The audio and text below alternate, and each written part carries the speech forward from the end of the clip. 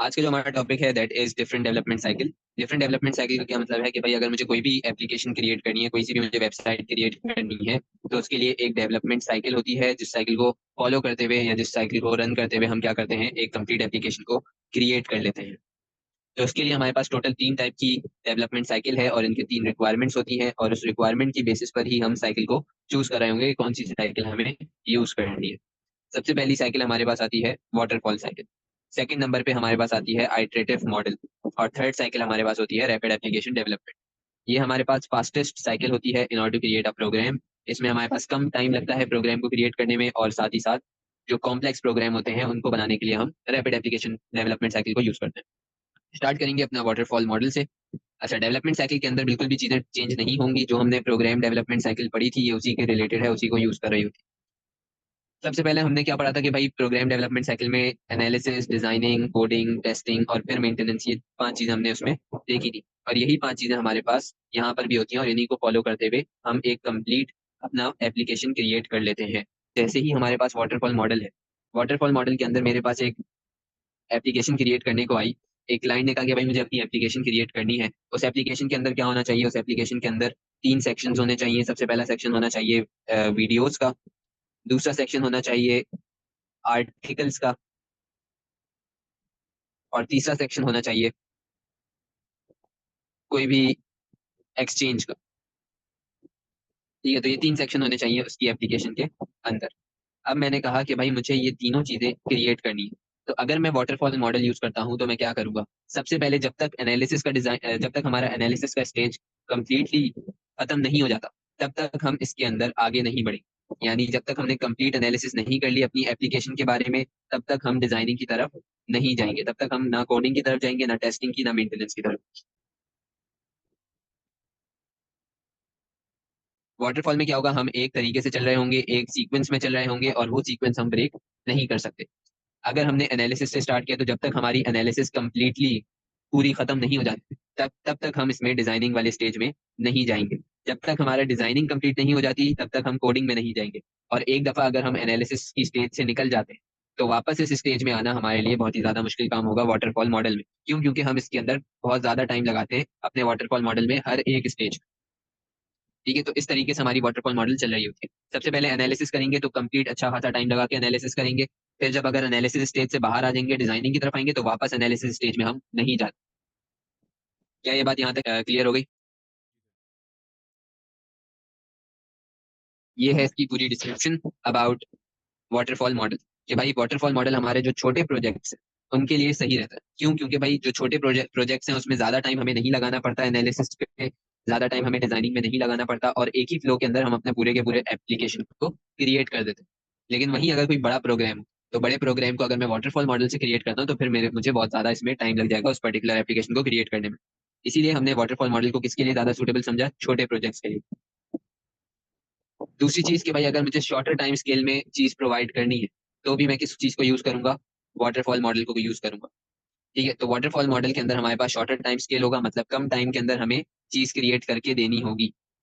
दूसरी चीज, जितनी भी रिक्वायरमेंट्स हैं, यानी जो भी यूजर को चाहिए वो यूजर एक ही दफा सही से हमें बता देगा, और उसके बाद हम उसको एप्लीकेशन में कन्वर्ट कर देंगे, या फिर उसकी रिक्वायरमेंट के हिसाब से एप्लीकेशन क्रिएट कर देंगे। ऐसा नहीं होगा कि भाई यूजर बार बार आ रहा है और अपनी रिक्वायरमेंट्स को चेंज कर रहा है।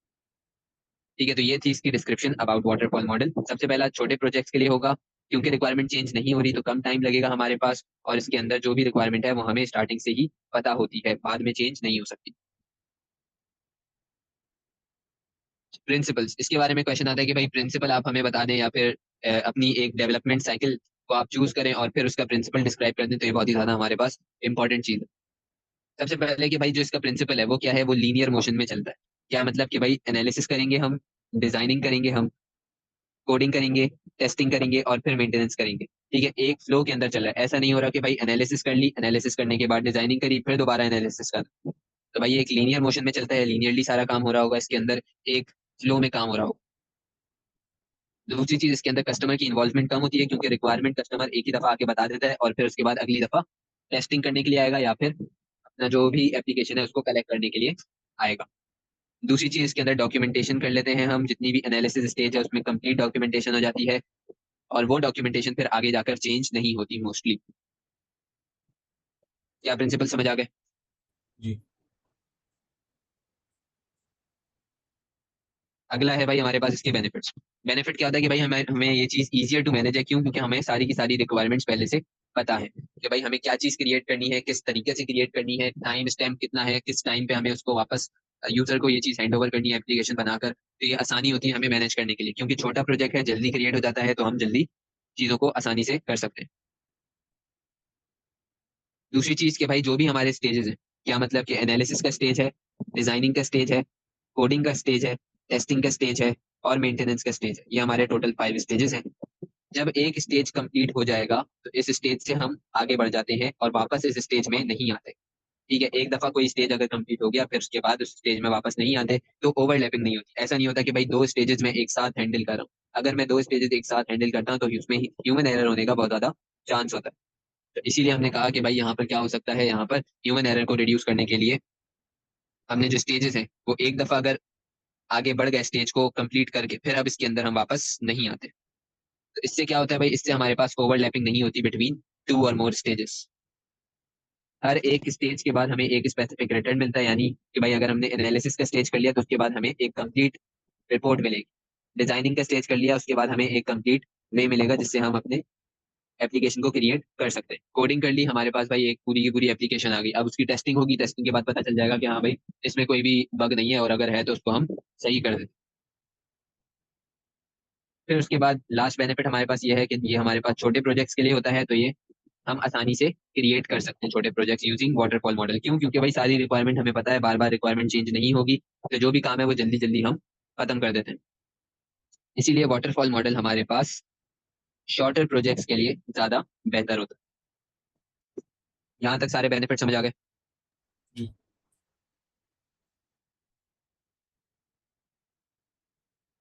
अगला वी हैव ड्रॉबैक्स। ड्रॉबैक्स हमारे पास क्या है? सबसे पहले कि भाई रिक्वायरमेंट अगर आगे जाकर चेंज हो जाती है तो फिर पीछे वापस किसी और दूसरे स्टेज में आना, बिल्कुल स्टार्टिंग से स्टार्ट करना, ये चीज हमारे लिए क्या होगी, थोड़ी डिफिकल्ट हो जाएगी। दूसरी चीज कि भाई जो हमारा वर्किंग मॉडल है वो बिल्कुल आखिर में जाके हमें मिलेगा। ऐसा नहीं है कि भाई अगर हमने डिजाइनिंग या कोडिंग कर ली तभी हमें हमारा वर्किंग मॉडल मिल जाए। नहीं, वर्किंग मॉडल हमें बिल्कुल लास्ट में मिलता है, जब हमारी साइकिल खत्म होने वाली होती है। फिर उसके बाद जितने भी लॉन्गर प्रोग्राम्स हैं उसके लिए ये सूटेबल नहीं होता, क्योंकि लॉन्गर प्रोग्राम्स हैं, ज्यादा कॉम्प्लेक्स हो जाते हैं आगे जाकर, तो हमें वापस दूसरे स्टेजेस में जाना पड़ता है, जो कि वाटरफॉल मॉडल में सूटेबल नहीं है।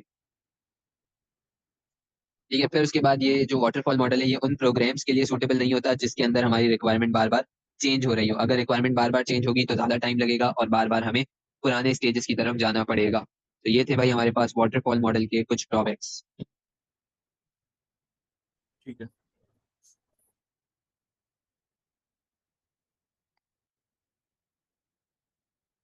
यहाँ तक कोई मसला? ठीक है। तो आज का जो हमारा टॉपिक है that is iterative model. It is the second development cycle. ठीक है, हमारे पास सेकंड डेवलपमेंट मॉडल है या प्रोग्राम डेवलपमेंट साइकिल का सेकंड पार्ट है। तो आइटरेटिव मॉडल के अंदर हमारे पास क्या होता है? आइटरेटिव मॉडल के अंदर हम मल्टीपल वाटरफॉल्स करते हैं। ठीक है, जो हमने ऊपर वाटरफॉल मॉडल पढ़ा था, हमने वही चीज यहाँ पर अप्लाई करनी है बेसिकली, लेकिन मल्टीपल वाटरफॉल मॉडल्स अप्लाई हो रहे होंगे। ठीक है, सबसे पहले एक हमारा फर्स्ट वाटरफॉल होगा, फिर उसके बाद सेकंड वाटरफॉल होगा, अगर जरूरत पड़ी तो हमारे पास थर्ड वाटरफॉल होगा, फिर एक हमारे पास फाइनल वाटरफॉल होगा। ठीक है, सो बेसिकली हमारे आइटरेटिव मॉडल के अंदर क्या होता है? आइटरेटिव मॉडल के अंदर हमारे पास मल्टीपल वाटरफॉल्स होते हैं। ठीक है, क्या होगा भाई, हमारे पास मल्टीपल वाटरफॉल हो रहे होंगे। यानी एक दफा वाटरफॉल रन होगा जैसे ऊपर होता था, फिर उसके बाद दोबारा से होगा जैसे ऊपर करते थे, फिर उसके बाद दोबारा से होगा, until unless we have the final waterfall. Final waterfall के बाद हमारे पास जो हमारा प्रोडक्ट है वो क्या हो जाएगा? रेडी हो जाएगा। नहीं, जरूरी नहीं है कि 4 वाटरफॉल्स हो। ये वाला जो हमारा सेक्शन है या ये वाला जो हमारे पास पार्ट है, ये हमारे पास अकॉर्डिंग टू सिचुएशन होगा। ठीक है, ये वाला पार्ट एक होगा फर्स्ट वाटरफॉल और फाइनल वाटरफॉल। ये दो चीजें तो ऑब्वियस है, ठीक है, ये दो चीजें तो हमेशा होंगी। लेकिन ये जो बीच में हमारे पास 2 वाटरफॉल्स आ रही हैं, ये जरूरी नहीं है कि हमेशा हो। क्या पता एक हो, क्या पता दो हो, क्या पता तीन हो। ठीक है, फर्दर एक्सटेंडेड के बाद भी एक और हो, फिर उसके बाद फाइनल वाटरफॉल हो। तो ये चीज डिपेंड करेगी हमारी सिचुएशन के ऊपर। लेकिन नॉर्मली हमारे पास किस तरीके से आइटरेटिव मॉडल रन करता है कि एक फर्स्ट वाटरफॉल होती है, फिर उसके बाद एक्सटेंडेड होती है, अगर जरूरत पड़ी तो फिर फर्दर एक्सटेंडेड आएगी, नहीं तो फिर डायरेक्ट आ जाएगा हमारे पास फाइनल वाटरफॉल आ जाएगी। तो इसके आगे मैं यहाँ पर लिख भी देता हूँ।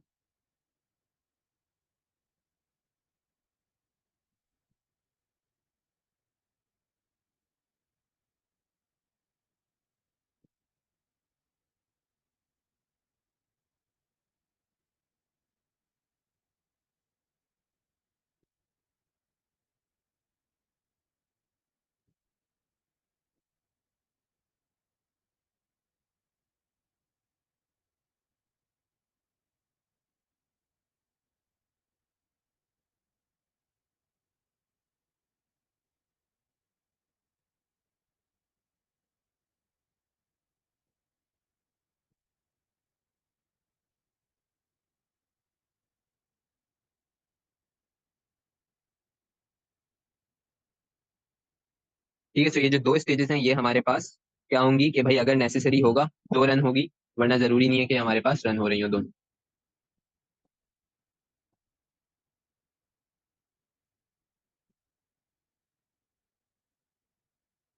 ठीक है, ये अभी रिकॉर्डिंग ही हो रही है।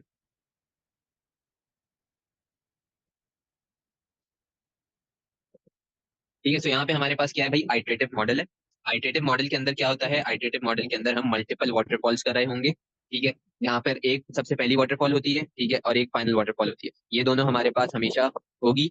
लेकिन ये जो बीच वाला पार्ट है ये हमारे नेसेसिटी के ऊपर डिपेंड करता है, या हमारी सिचुएशन के ऊपर डिपेंड करता है, whether we need one extended waterfall और we need more than one waterfalls before the final one.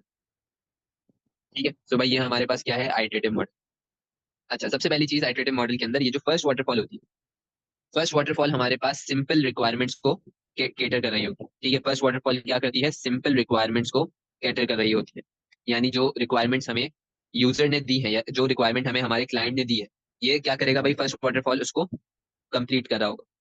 ठीक है, फिर उसके बाद अगर जो भी मेरा क्लाइंट है और वो कोई एक्स्ट्रा चीज उसके अंदर डिमांड करता है, या वो चाहता है कि भाई दोबारा से एनालिसिस करें और हम जो है ना दोबारा से उसको एक और दफा वाटरफॉल करें, तो फिर हम क्या करेंगे भाई, एक्सटेंडेड वाटरफॉल करेंगे। फिर अगर उसकी रिक्वायरमेंट थोड़ी बहुत चेंज होती है दोबारा, तो एक और वाटरफॉल रन हो, अनटिल अनलेस एक फाइनल वाटरफॉल रन हो जिसमें हमारे पास हमारा जो प्रोडक्ट है वो डायरेक्ट हमें मिल जाए।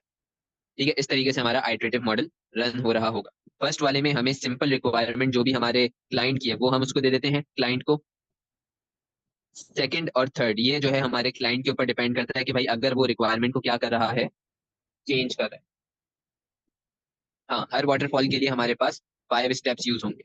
कौन से 5 स्टेप्स यूज होंगे, जो हमने यहाँ पर इसके अंदर पढ़े थे, एनालिसिस, डिजाइन, कोडिंग, टेस्टिंग और मेंटेनेंस, ये हमारी एक कंप्लीट वाटरफॉल है।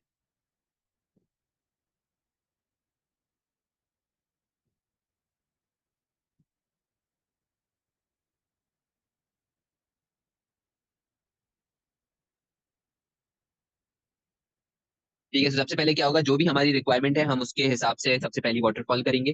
फिर उसके बाद अगर हमारी रिक्वायरमेंट कोई बदलती है, ठीक है, हमारी रिक्वायरमेंट अगर चेंज होती है, तो फिर हम क्या करेंगे भाई, एक और वाटरफॉल रन करेंगे। अगर तब भी यूजर को नहीं समझ आया, हमारे क्लाइंट को, उसने कहा कि भाई मुझे इसमें एक और चीज चेंज करनी है, तो फिर हम क्या करेंगे, एक और वाटरफॉल करेंगे, until unless we will have a final waterfall.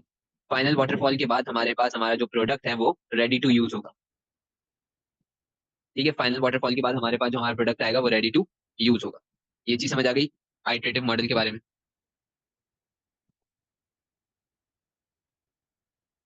ठीक है, तो आगे बढ़ते हैं।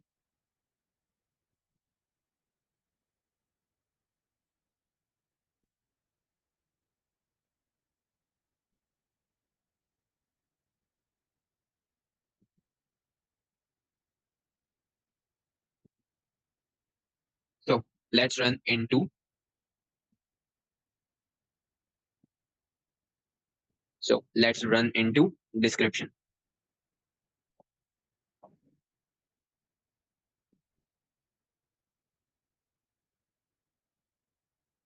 ठीक है, इसकी डिस्क्रिप्शन पर आते हैं। तो जैसे कि अभी मैंने बताया कि फर्स्ट वाटरफॉल हमेशा किस चीज के लिए होगी, सिंपल रिक्वायरमेंट्स को पूरी करने के लिए।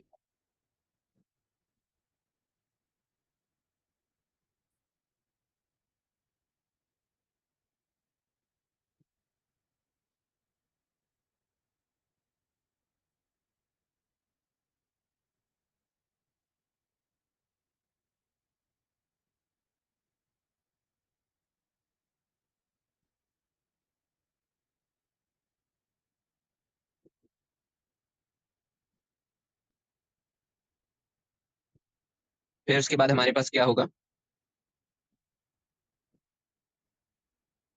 एक्सटेंडेड वाटरफॉल्स यूज होंगी इन ऑर्डर टू एक्सपेंड या फिर एनहेंस अवर प्रोग्राम।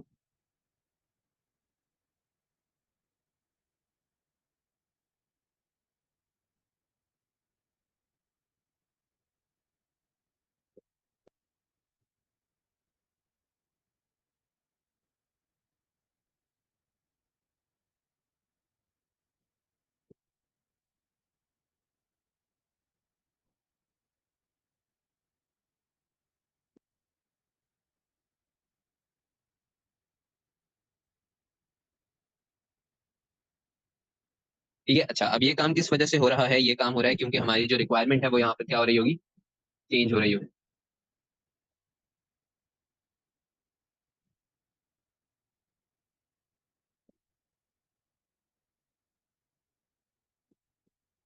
इसके अंदर हमारे पास क्या है, इसका मतलब ये हुआ कि भाई जो हमें रिक्वायरमेंट दी हुई है, मतलब जो भी हमारा क्लाइंट हमें रिक्वायरमेंट देता है, उस रिक्वायरमेंट के हिसाब से हम सबसे पहले एक सिंपल सबसेट बनाएंगे। सबसेट का मतलब कि एक सिंपल प्रोग्राम हमें क्रिएट कर लेंगे। इन सिंपल वर्ड्स हमारे पास जो रिक्वायरमेंट हमें हमारे क्लाइंट ने दी है उसको यूज करते हुए हम क्या करेंगे, एक सिंपल डेवलप कर लेंगे प्रोग्राम। ठीक है, जब हमारा एक सिंपल प्रोग्राम डेवलप हो जाएगा हम ये प्रोग्राम अपने क्लाइंट को दिखाएंगे। अब उसकी अगर रिक्वायरमेंट चेंज होती है, अगर उसको कोई चीज समझ में नहीं आती, कोई चीज पसंद नहीं आती, वो कहता है भाई इस चीज को चेंज करो, मुझे इसके अंदर और चीज ऐड करनी है, इस सब चीजों को यहाँ से चेंज करना है, तो हम क्या करेंगे, एक्सटेंडेड वाटरफॉल यूज करें, ताकि हमारा जो मॉडल है, हमारा जो प्रोग्राम है वो क्या हो जाए, इम्प्रूव हो जाए।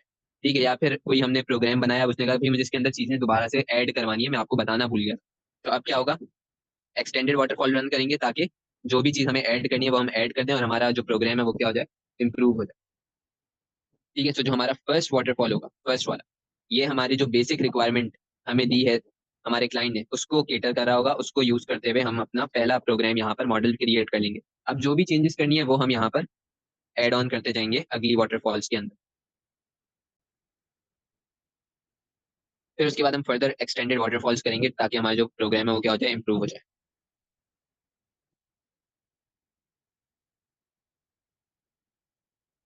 तो फाइनल वाटरफॉल के बाद दोबारा से कोई वाटरफॉल रन नहीं होगी, फाइनल वाटरफॉल हमारी आखिरी वाटरफॉल होगी, उसके बाद कोई वाटरफॉल नहीं करेंगे। तो फिर उसके बाद इन आइटरेटिव मॉडल।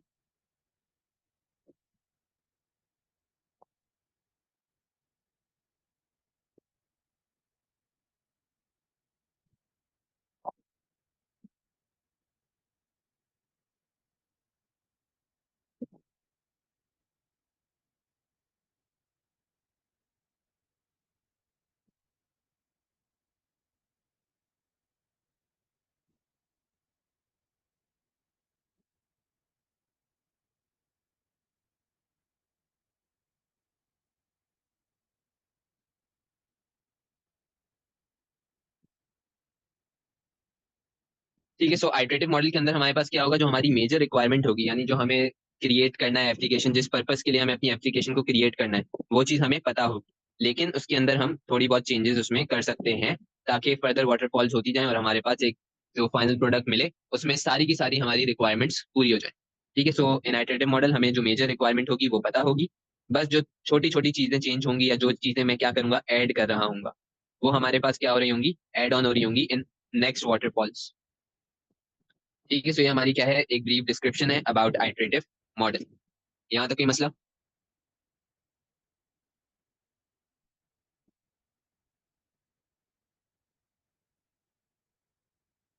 ठीक है,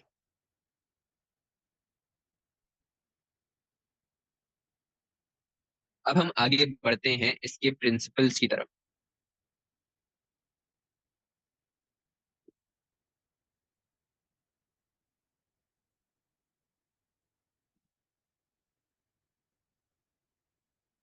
सबसे पहला प्रिंसिपल इसका हमारे पास क्या है कि इसके अंदर हमारा जो कस्टमर है वो सबसे ज्यादा इन्वॉल्व होगा। So we can say we will have high customer involvement.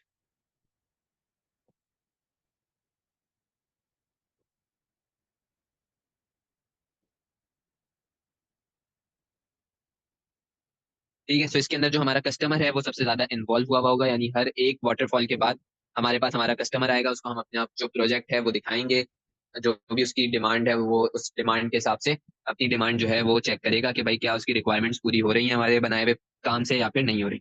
अगर कोई चीज ऐड करवानी है उसके हिसाब से हमें फिर वाटरफॉल्स को एक्सटेंड करना पड़ेगा। ठीक है, सो दिस शोज कि भाई हमारे पास यहाँ पर कस्टमर की इन्वॉल्वमेंट हाई है। ठीक है, जिसकी वजह से हमारे जो भी कस्टमर है वो अपनी रिक्वायरमेंट क्या कर रहा है, चेंज कर रहा है। ठीक है, उसकी रिक्वायरमेंट चेंज हो रही है, उसको चीजें ऐड ऑन करवानी है, सब्ट्रैक्ट करवानी है, it is all because of high customer involvement.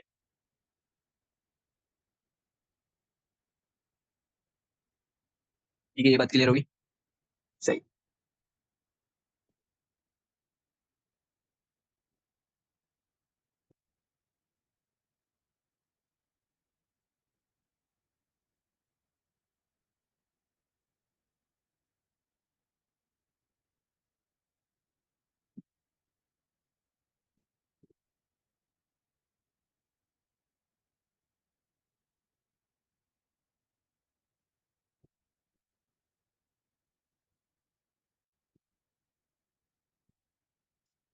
तो जो भी हमारा वर्किंग मॉडल है, एक वाटरफॉल क्रिएट हो गई, ठीक है, एक वाटरफॉल जब हमारे पास कंप्लीट हो गई तो हमारे पास हमारा वर्किंग मॉडल हमें मिल गया, ठीक है। फिर उसके बाद जो भी चीज़ हमें चेंज करनी है वो चीज़ हम चेंज करेंगे, यानी नेक्स्ट वाटरफॉल करेंगे, नेक्स्ट वाटरफॉल के बाद हमें दोबारा से एक वर्किंग मॉडल मिल गया, ठीक है। तो हमें हर एक वाटरफॉल के बाद हमारा वर्किंग मॉडल मिल रहा है, हमारी हर आइट्रेशन के बाद, ठीक है, हर वाटरफॉल के बाद मतलब हर आइट्रेशन के बाद। क्या ये चीज क्लियर होगी?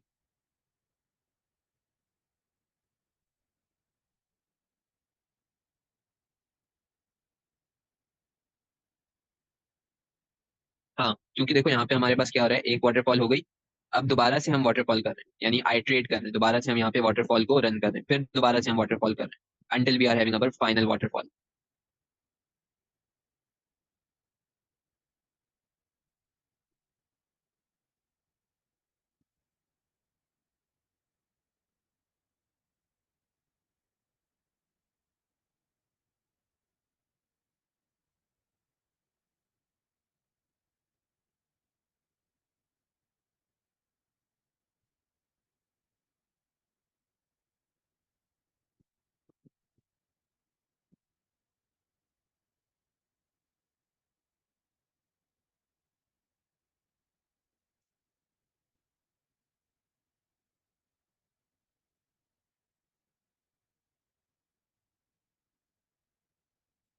ठीक है, अच्छा, इस टाइप की डेवलपमेंट को हम क्या बोलेंगे, इंक्रीमेंटल डेवलपमेंट बोलेंगे। क्यों? क्योंकि हम बार बार अपनी लाइफ साइकिल को, अपने वाटरफॉल को क्या कर रहे हैं, रिपीट कर रहे हैं, यानी हमारी जो लाइफ साइकिल है, analysis, design, coding, testing, maintenance, ये जो है बार बार क्या हो रही है, रिपीट हो रही है हर वाटरफॉल, क्योंकि ये 5 चीजें हमारे पास एक वाटरफॉल के अंदर आती है, तो जब हम अपनी वाटरफॉल को रिपीट कर रहे हैं तो हम अपनी लाइफ साइकिल को भी क्या कर रहे हैं, रिपीट कर रहे हैं, ठीक है। सो इसी वजह से हमने इसको क्या नाम दे दिया, इंक्रीमेंटल डेवलपमेंट। जैसे जैसे हमारे कस्टमर की रिक्वायरमेंट चेंज होती जाएगी, वैसे ही वैसे हमारा जो भी प्रोग्राम है वो क्या होता जाएगा, इनहेंस होता जाएगा, और ज्यादा क्लियर होता जाएगा, और ज्यादा हमारे पास वो इम्प्रूव होता जाएगा, until we have the final waterfall. Final waterfall के बाद हमें क्या मिल जाएगा भाई, फाइनल वाटरफॉल के बाद हमें हमारा कंप्लीटेड सेट ऑफ प्रोग्राम मिल जाएगा। इंक्रीमेंटल डेवलपमेंट वाली बात समझ आ गई?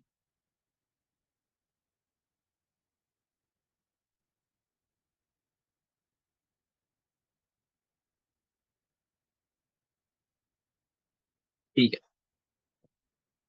तो आगे बढ़ते हैं। अगला भी है इट्स बेनिफिट्स।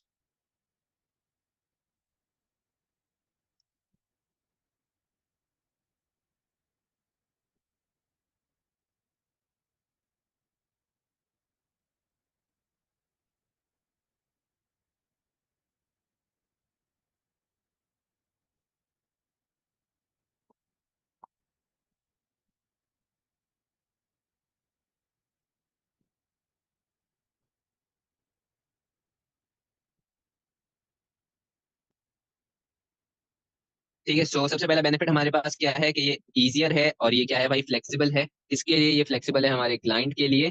क्यों? क्योंकि भाई अगर हमारा क्लाइंट कोई भी रिक्वायरमेंट को चेंज कर रहा है, तो जो प्रोग्रामर है वो अगले वाटरफॉल के अंदर इस चीज को क्या कर रहा है, रिक्वायरमेंट को इनहेंस कर रहा है, या जो भी रिक्वायरमेंट चेंज हो रही है उसको चेंज कर रहा है, ठीक है, या जो प्रोग्राम है उसको अकॉर्डिंग टू रिक्वायरमेंट क्या कर रहा है, चेंज कर रहा है। तो ये क्या है भाई, फ्लेक्सिबल है for both client and the programmer,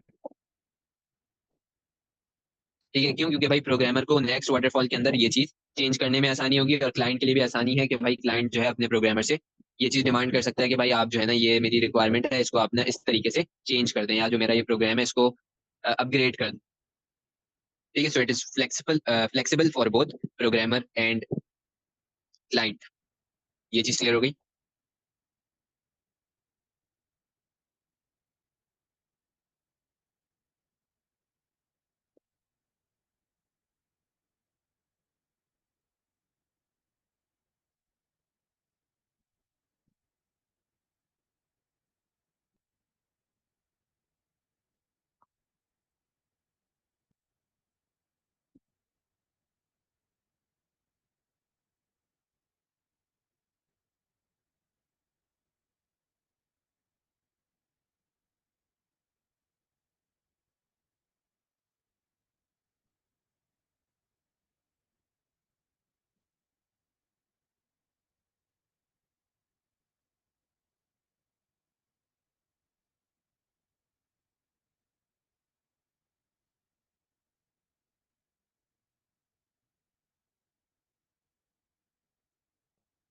ठीक है, सो यहाँ पे हमने क्या बोला कि भाई हमारे पास जो नेक्स्ट बेनिफिट है वो ये है कि हमारा जो वर्किंग प्रोग्राम है वो हर एक स्टेज के बाद क्रिएट हो रहा था। हर एक वाटरफॉल कंप्लीट होने के बाद हमारा जो वर्किंग प्रोग्राम है वो यहाँ पर क्या हो रहा था, क्रिएट हो रहा था। तो अब जो भी मुझे चेंजेस करनी है after making the first working program, ये दोनों के लिए। So if we are having our first waterfall, ठीक है, ये हमारे पास फर्स्ट वाटरफॉल हो गया, ये दूसरा वाटरफॉल हो गया। तो जब भी हमारे पास फर्स्ट वाटरफॉल क्रिएट होता है तो मैंने कहा कि भाई हमारे पास एक simple program working model create हो चुका है। ठीक है, अब जो भी इसके अंदर मुझे चेंजेस करनी है वो अगले वाटरफॉल के अंदर चेंजेस होंगी। इस हिसाब से अगर देखा जाए तो भाई जो भी मेरा वर्किंग प्रोग्राम क्रिएट हो रहा है, अगर कोई रिक्वायरमेंट चेंज नहीं होती तो मुझे मेरा वर्किंग मॉडल जल्दी से पहले ही स्टेज में मिल गया। और अगर कोई भी रिक्वायरमेंट मैं चेंज करता हूँ, फॉर एग्जाम्पल मैंने कहा कि भाई मुझे एक वेबसाइट बनानी है जिसके अंदर एक नोट्स का सेक्शन होगा और एक मेरे पास सेक्शन होगा वीडियोस का। ठीक है, तो मैंने कहा भाई वीडियोस का सेक्शन मेरे पास सही सही क्रिएट हो गया। अब मैंने कहा भाई नोट्स के सेक्शन के अंदर मेरी रिक्वायरमेंट चेंज हो रही है, मुझे इसके अंदर जो स्टोरेज स्पेस है वो क्या करनी है, इंक्रीज करनी है। ठीक है, नोट्स के साथ मुझे क्या करना है, अटैच करने हैं पास्ट पेपर्स। ठीक है, सो अब हो क्या रहा है, वीडियोस का जो सेक्शन है ये मेरा क्या हो चुका है भाई, क्रिएट हो चुका है और ये वर्किंग मॉडल के अंदर भी मेरे पास आ रहा है। ठीक है, ये वर्क कर रहा है। तो अगर मैं इसको पब्लिश कर देता हूँ तो ये दूसरे लोगों के लिए क्या कर रहा होगा, वर्क कर रहा होगा, लेकिन ये वाली चीज अभी तक वर्क नहीं कर रही। क्यों? क्योंकि मुझे इसके अंदर रिक्वायरमेंट को चेंज करना है। तो इसीलिए मैंने कहा कि जो वर्किंग प्रोग्राम्स है वो मेरे पास जल्दी जल्दी क्रिएट हो जाते हैं एट अर्लियर स्टेजेस। ठीक है, फिर उसके बाद जो भी मुझे उसके अंदर रिक्वायरमेंट चेंज करनी है तो मैं वो अगले स्टेजेस के अंदर चेंज करता जाऊंगा। ये बात क्लियर हो गई? ठीक है।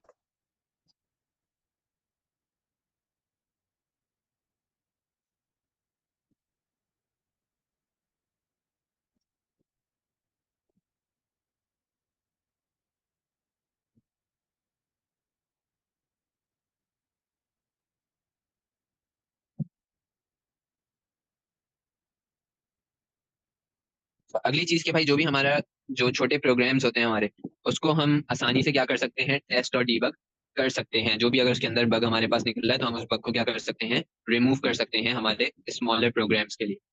ठीक है, लार्जर प्रोग्राम्स के लिए भी आसानी होती है, लेकिन अब क्योंकि जो भी हमारे स्मॉलर प्रोग्राम है उसके अंदर वाटरफॉल जल्दी क्रिएट होगा, और जब उसमें एक्सटेंडेड या फाइनल वाटरफॉल कर रहे होंगे तो वो हमारे लिए आसान होगा in order to test and debug. वही हमारे पास क्या आ गई, हमारे पास इसके बेनिफिट आ गए। अब चलते हैं हम इसके ड्रॉबैक्स के ऊपर।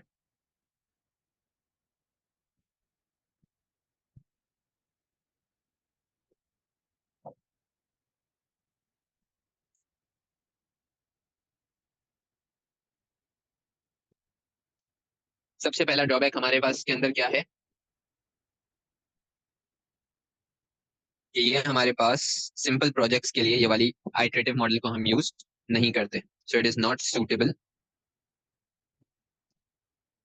For simpler projects.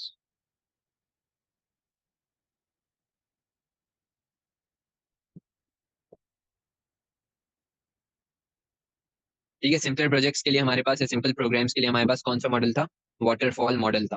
ठीक है, आइटरेटिव मॉडल हमारे पास सिंपलर प्रोग्राम्स के लिए सूटेबल नहीं है, although we can use it but it is not suitable. Second drawback हमारे पास क्या है कि भाई हमें ओवरऑल प्लानिंग जो है अच्छी करनी पड़ेगी। ओवरऑल प्लानिंग शुड बी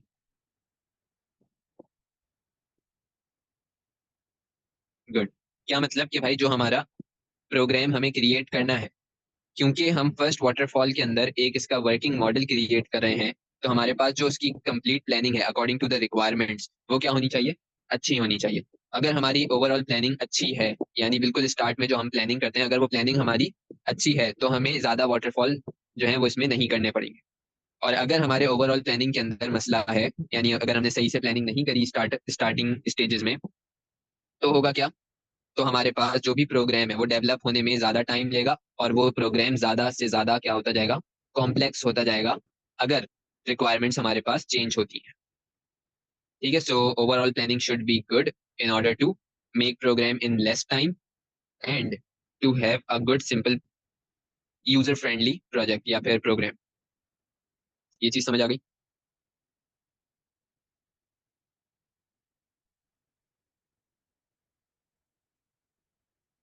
ठीक। तो ये हमारे पास क्या हो गया भाई इसके ड्रॉबैक्स हो गए। So this was our iterative model. तो हमने अभी तक कितने मॉडल्स पढ़ लिए हैं? सबसे पहला हमारे पास क्या था? Waterfall model. और दूसरा वी हैव आइटरेटिव मॉडल। ठीक है, आइटरेटिव मॉडल के अंदर हमारे पास क्या होगा? फर्स्ट वाटरफॉल पे हमें एक वर्किंग मॉडल क्रिएट होकर मिल जाएगा, जो कि रिक्वायरमेंट के चेंज होते ही चेंज होता रहेगा until and unless we have the final waterfall. ठीक है, these two things या these two stages depends on our client। ठीक है, ये दोनों चीजें हमारे पास हमारे क्लाइंट के ऊपर डिपेंड करती है। उसको अगर जो कोई सी भी चीज, कोई सी भी रिक्वायरमेंट को चेंज करना है, उसके हिसाब से हम फर्दर वाटरफॉल्स कर रहे होंगे। सो आइटरेटिव मॉडल समझ आ गया? ठीक है। So next we have rapid application development. Rapid application development, ठीक है, नाम से ही हमें चीज समझ आ रही है कि भाई जो भी इसके अंदर एप्लीकेशन की डेवलपमेंट होगी वो क्या होगी? बहुत ही ज्यादा तेज स्पीड में होगी। ऐसा क्यों होता है? ऐसा इस वजह से होता है कि भाई अगर कोई भी प्रोग्राम, मैंने कहा भाई मेरे पास एक प्रोग्राम है, इस प्रोग्राम के अंदर मैं तीन चीजें करवा रहा हूँ। एक, मैंने इसके अंदर कुछ कोर्सेज रखे हुए हैं, इसके अंदर मैंने कुछ नोट्स रखे हुए हैं, और ये मेरे पास है ऑर्डर। तो मेरा ये जो एप्लीकेशन है ये तीन चीजों पे डिपेंड कर रही है, तीन मॉड्यूल पे डिपेंड कर रही है। कोर्सेज मॉड्यूल, नोट्स मॉड्यूल और ऑर्डर मॉड्यूल। ठीक है, तीन मॉड्यूल के ऊपर ये डिपेंड कर रही है। अब मैंने कहा कि भाई मुझे इस एप्लीकेशन को जल्द अज जल्द बनवाना है, मेरे पास ज़्यादा टाइम नहीं है। ठीक है, मेरे पास टाइम क्या है? कम है, मुझे इस एप्लीकेशन को लॉन्च करना है। अब मैं क्या करूंगा? ये काम करवाने के लिए मैं चाहता हूँ कौन सी एप्लीकेशन डेवलपमेंट पे? रैपिड एप्लीकेशन डेवलपमेंट में, जहां पर मुझे कॉम्प्लेक्स काम, ठीक है, कॉम्प्लेक्स काम है, एक से ज्यादा हमारे पास मॉड्यूल्स हैं, कॉम्प्लेक्स काम मुझे करवाना है किसके अंदर? लेस या लिमिटेड टाइम स्केल पे। ठीक है, कॉम्प्लेक्स काम मुझे करवाना है, कॉम्प्लेक्स प्रोग्राम मुझे बनवाना है किसमें? लिमिटेड टाइम स्केल पे। इसीलिए मैंने कहा कि भाई मैं क्या करूंगा? रैपिड एप्लीकेशन डेवलपमेंट को यूज करूंगा। इसके अंदर जितने भी मेरे पास मॉड्यूल हैं वो सब पैरेलल में काम करेंगे। तो मेरे तीन मॉड्यूल्स थे, ऑर्डर मॉड्यूल, कोर्स मॉड्यूल और साथ ही साथ नोट मॉड्यूल। तो मैंने कहा कि भाई मैं ये तीनों मॉड्यूल एक एक करके दे देता हूँ एक एक टीम को। अब ये तीनों मॉड्यूल का काम एक साथ पैरेलल चलेगा, team one, team two, team three parallel इनके ऊपर काम करेगी। क्या मतलब कि भाई तीनों अपना वाटरफॉल रन करेंगी, तीनों एक कंप्लीट प्रोग्राम क्रिएट करेंगी, एक मॉड्यूल हमारे पास क्रिएट करके हमें देंगी। ऑर्डर मॉड्यूल की जिम्मेदारी है टीम वन की, कोर्स मॉड्यूल की जिम्मेदारी है टीम टू की, और नोट मॉड्यूल की जिम्मेदारी है मेरी टीम थ्री की। ऐसा भी हो सकता है कि भाई टीम वन ने जो मॉड्यूल है वो पहले बना लिया, टीम टू ने जो मॉड्यूल है वो सबसे लास्ट में बनाया। ठीक है, ये चीज हो सकती है। तो अगर मुझे कोई चीज चेक करनी है तो वो मैं जाकर पर्सनली उस टीम के पास जाऊंगा और वो एक पर्टिकुलर मॉड्यूल टेस्ट करके देख लूंगा।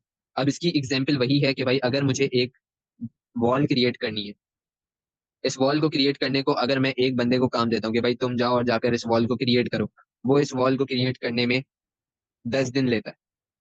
ठीक है, फिर मैंने कहा कि भाई यार 10 दिन में इसने एक दीवार खड़ी करी है, तो मैंने कहा कि भाई दूसरी एक और वॉल है मेरे पास और इस वॉल को मुझे क्रिएट करना है। इसके लिए मैंने लगा दिए 3 बंदे, मैंने 3 लोगों को हायर किया। मैंने कहा भाई जाओ जाकर इस दीवार को क्रिएट करो। इन तीनों ने मिलकर इस पूरी की पूरी दीवार को क्रिएट किया 5 डेज के अंदर। ठीक है, तो यहाँ पे मेरा जो टाइम है वो क्या हो गया? रिड्यूस हो गया। तो जो काम पहले 10 दिन में हो रहा था, अब वो काम क्या हो रहा है भाई? विद इन 5 डेज हो रहा है। क्यों? क्योंकि पूरी दीवार में एक एक हिस्सा सबने पकड़ लिया, भाई ये एक बंदा करेगा, ये एक बंदा और ये एक बंदा। इसी वजह से हमारे पास जब हम टीम्स में एलोकेट कर देते हैं मॉड्यूल को, तो वो मॉड्यूल हमारे पास तेजी से रैपिडली क्रिएट हो जाता है, और हमारा जो भी काम है वो जल्दी जल्दी कंप्लीट हो जाता है। क्या ये चीज समझ आई? ठीक है, तो इसीलिए हम यहाँ पे क्या करते हैं, यहाँ पे हम रैपिड एप्लीकेशन डेवलपमेंट में हर एक टीम को काम दे देते हैं कि भाई जाओ तुम जाकर एक मॉड्यूल को क्रिएट करो, दूसरी टीम दूसरे मॉड्यूल को क्रिएट करेगी, तीसरी टीम तीसरे मॉड्यूल को। जरूरी नहीं है कि भाई सिर्फ और सिर्फ 3 टीम्स हो, 3 से कम भी हो सकती हैं, 3 से ज्यादा भी हो सकती है। इट डिपेंड्स कि भाई हमारे जो भी एप्लीकेशन है उसमें कितने मॉड्यूल्स हैं। अच्छा, जल्दी से मुझे एक बात बताओ भाई, मॉड्यूल क्या होता है? अच्छा, मॉड्यूल भाई हमारे पास क्या होगा? मॉड्यूल हमारे पास होता है एक ब्लॉक ऑफ कोड। ठीक है, मॉड्यूल क्या होता है? एक ब्लॉक ऑफ कोड को कहते हैं मॉड्यूल। ठीक है, तो मैंने कहा कि भाई मुझे एक ब्लॉक ऑफ कोड बनाना है। Module can be as simpler as this.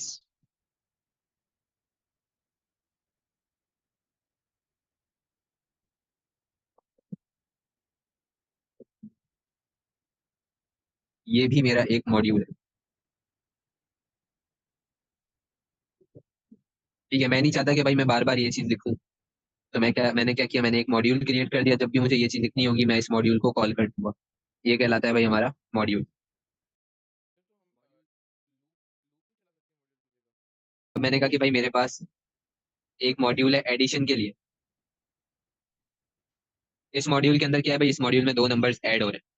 अब मैंने कहा भाई मेरी जो भी एप्लीकेशन है उसके अंदर मुझे 50 जगह पर, 50 जगह पर मुझे क्या करना है, ऐड करना है दो नंबर्स को।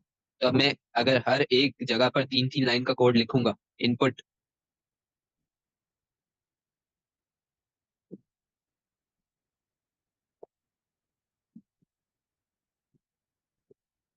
अगर इस तरीके से मैं हर एक एक जगह पर 3 लाइन का कोड लिखूंगा तो जो मेरी फाइल का साइज है वो क्या हो जाएगा, वो बहुत ही ज्यादा बड़ा हो जाएगा। तो इस चीज को रिड्यूस करने के लिए मैंने कहा भाई ये मेरे पास एक मॉड्यूल आ गया, इस मॉड्यूल का नाम मैंने रख दिया ऐड। अब जहां पर भी मुझे जरूरत है मैं क्या करूंगा, वहां पर सिर्फ एक लाइन लिखूंगा और वहां पर इसको कॉल कर लूंगा ऐड करके।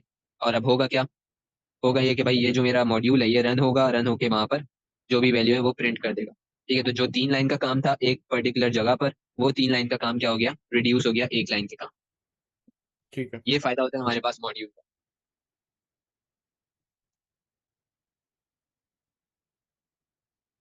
ठीक है, ठीक है। आगे बढ़ते हैं भाई रैपिड एप्लीकेशन डेवलपमेंट की तरफ।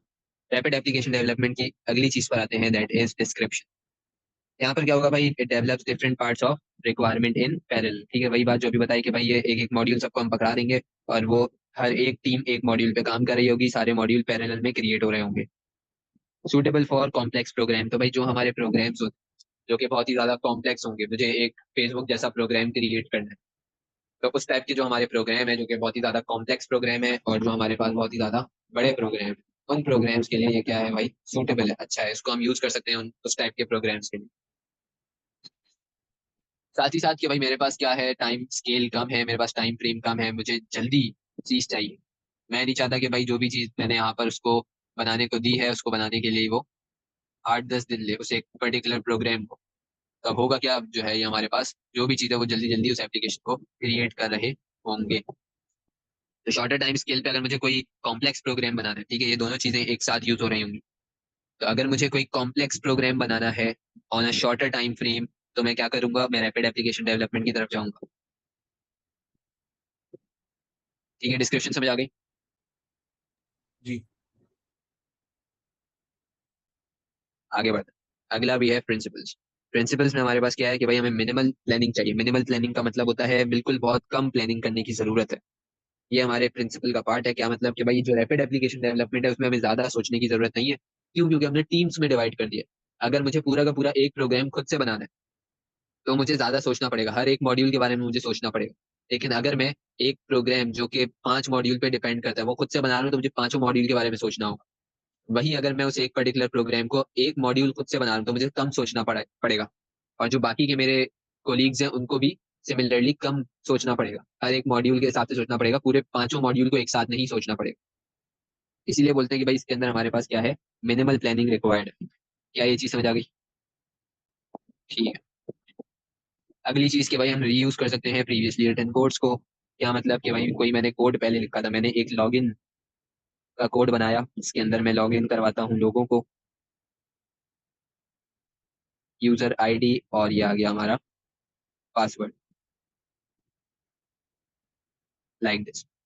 ठीक है, तो अब होगा क्या, अब होगा ये कि भाई मैं चाहता हूँ कि भाई मुझे लॉगिन करवाना है अपनी एप्लीकेशन के अंदर। अब मैं चाह रहा हूँ कि भाई अब मैं इसी चीज को उधर यूज कर लूँ रादर देन कि मैं दोबारा से पूरा लॉगिन की न्यू कोडिंग करूँ। तो ये काम भी हम रैपिड एप्लीकेशन डेवलपमेंट में कर सकते हैं। तो जो भाई पुराना काम हमने किया था, पुराना कभी एक दो पहले, एक दो महीने पहले, एक आध साल पहले, अगर हमने कोई एक प्रोग्राम कोड लिखा है जिसकी जरूरत मुझे आज भी पड़ रही है, मैं क्या कर सकता हूँ, उसको रीयूज कर सकता हूँ, इधर लाकर पेस्ट कर सकता हूँ इन रैपिड एप्लीकेशन डेवलपमेंट। क्या ये चीज क्लियर हो गई? फिर उसके बाद हमारे पास ये है कि भाई कस्टमर की इन्वॉल्वमेंट बहुत ज्यादा होगी। कस्टमर हमारे पास आकर देखेगा, हर एक मॉड्यूल को चेक करेगा, क्योंकि मैंने बताया कि भाई मॉड्यूल हमारे पास हर एक टीम किसी भी वक्त बना सकती है। जरूरी नहीं है कि तीनों या चारों या पांचों मॉड्यूल हमारे पास एक साथ क्रिएट हो। कोई एक मॉड्यूल जल्दी क्रिएट हो जाएगा, कोई एक मॉड्यूल देर से क्रिएट होगा।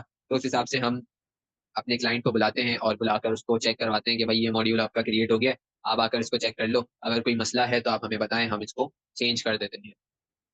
तो इस तरीके से भाई हमारी जो कस्टमर की इन्वॉल्वमेंट है वो क्या होगी, वो ज्यादा होगी।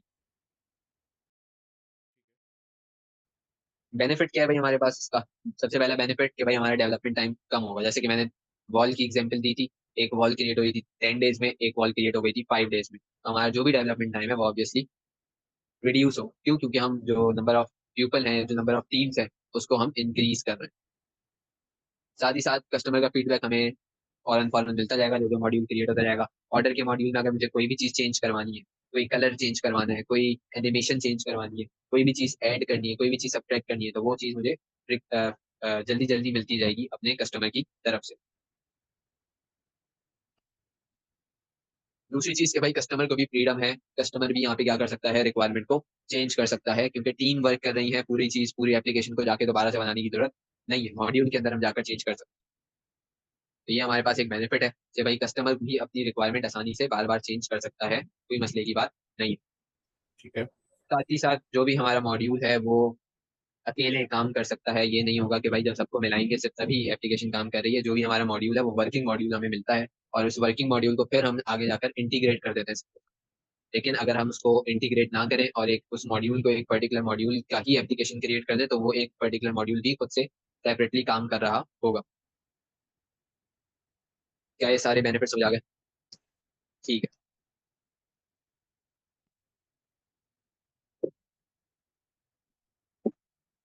अब आते हैं आगे ड्रॉबैक्स की तरफ। ड्रॉबैक में हमारे पास क्या है कि भाई सबसे पहली चीज, ये शॉर्टर प्रोग्राम कोड्स के लिए सूटेबल नहीं है। ठीक है, शॉर्टर प्रोजेक्ट्स के लिए सूटेबल नहीं है। शॉर्टर प्रोजेक्ट्स के लिए हमारे पास क्या चीज सूटेबल थी?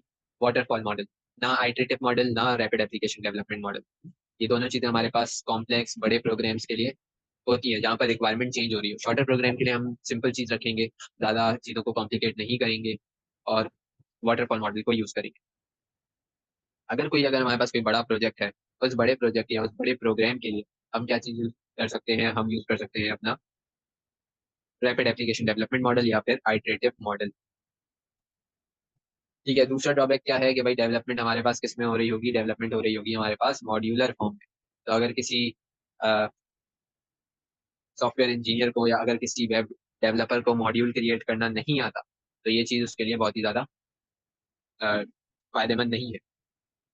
तो ये एक पर्टिकुलर चीज है कि भाई डेवलपमेंट हमारे पास मॉड्यूलर फॉर्म में होगी, और हमें मॉड्यूलर फॉर्म में ही उस चीज को बनाना है, बनाकर आपस में उनको इंटीग्रेट करना है। ठीक है, यहाँ तक कोई मसला? फिर we have third and the last drawback, कि भाई जो भी हमारी टीम है वो स्ट्रॉन्गर होनी चाहिए अपनी स्किल पे। ये ना हो कि भाई जो हमारी टीम हमने क्रिएट करी है उसको कोई काम ही नहीं करना आ रहा, मॉड्यूल बनाना नहीं आ रहा, या उसको जो है इंटीग्रेट करना नहीं आ रहा, तो भाई ये सारे काम नहीं चल सकते।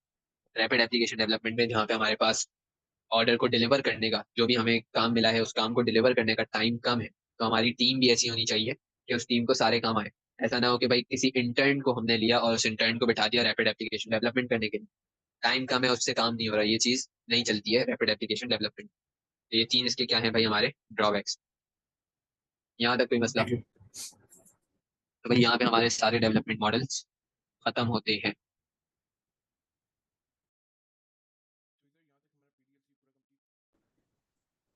हाँ, यहाँ पे हमारा वाटरफॉल मॉडल भी खत्म हो गया, हमारा आइटरेटिव मॉडल भी खत्म हो गया, और रैपिड एप्लीकेशन डेवलपमेंट मॉडल भी खत्म हो गया।